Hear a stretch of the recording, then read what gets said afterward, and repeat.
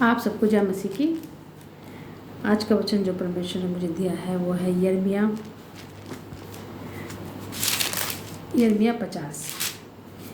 50 की 20 में क्या लिखा है।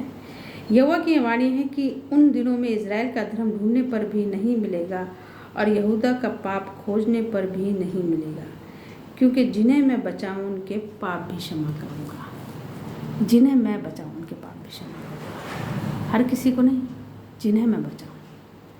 क्यों परमेश्वर ने जिन्हें मैं बचाऊं कहा है?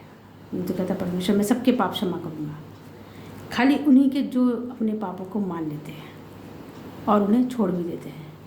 क्योंकि वचन में हमें ये भी जब हम पढ़ते हैं तो हमें ये बताते हैं कि जो अपने अधर्म को छुपा लेता है उसका धर्म क्षमा नहीं होता, लेकिन जो उसको मान लेता है और छोड़ भी देता है। मानना अलग बात है और छोड़ना अलग बात है। मानते तो हम बहुत कुछ हैं। जो लोग ड्रिंक करते हैं वो कहते हैं हाँ जी मैं पीता हूँ, लेकिन छोड़ते तो नहीं है ना। कई बहनों को कोई आदत होती है, कई भाइयों को कुछ आदत होती है। कुछ ऐसे पाप होते हैं जो खाली इंसान खुद ही जानता है कि हाँ भाई मैंने तो ये बहुत पाप ऐसे ऐसे कर रखे हैं, लेकिन क्या वो अपने उन्हीं पापों में अपनी ज़िंदगी को व्यतीत करता रहता है और सोचता है चल रही है गाड़ी चल रही है। ऐसा कभी नहीं होता है मेरे भाई मेरी बहनों।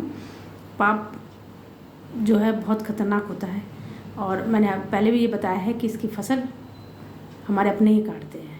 अगर हमारे बच्चे तो हमारे बच्चे काटते हैं और वो लोग काटते हैं जो हमारे अजीज़ होते हैं, क्योंकि जिनको हम दुख नहीं देना चाहते ना वो हमारी पाप की कटनी काटते हैं हमेशा। इसलिए लिखा है जिन्हें मैं बचाऊं उनके पाप भी क्षमा करूँगा। परमेश्वर तो खड़ा है हर किसी के पाप क्षमा करने के लिए, लेकिन मानने वाले कौन कौन है? कौन अपने पापों को मानते हैं कि हाँ प्रभु मैंने ये पाप किया लेकिन आज मैं छोड़ता हूँ इसको, है ना। पाप शरीर का जो पाप होता है वो होता है व्यभिचार, जो हम अपने शरीर से करते हैं, ये सबसे बड़ा पाप होता है। और जो शरीर के बाहर पाप होते हैं वो तो क्षमा हो जाते हैं, लेकिन जो हम शरीर से अपने पाप करते हैं, व्यभिचार में जो भाई बहन पड़े हुए हैं और जिनको लगता है कि मेरी पत्नी को तो पता नहीं है, मेरे पति को तो पता नहीं चल रहा है इन चीज़ों का, वो ऐसा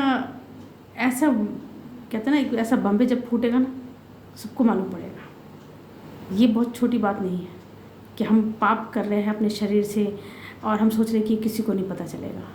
ये एक दिन ऐसा कहते हैं ना कि उसका कैंसर का फोड़ा बन के एक दिन हमारी ज़िंदगी में एंटर कर जाएगा। ऐसी बीमारियाँ लेके हमारे घर में घुस जाएगा कि हम खुद चिल्ला चिल्ला के कहेंगे हाँ हमने पाप किया है। इसलिए मेरे भाई मेरी बहनों तौबा करो, समय तौबा का चल रहा है। अपने हर गुनाहों से तौबा करके और परमेश्वर में सच्चे दिल से और उसको खोजो, और आज आपका तौबा करने का समय है। परमेश्वर आपको बुद्धि ज्ञान दे। जय मसीह की।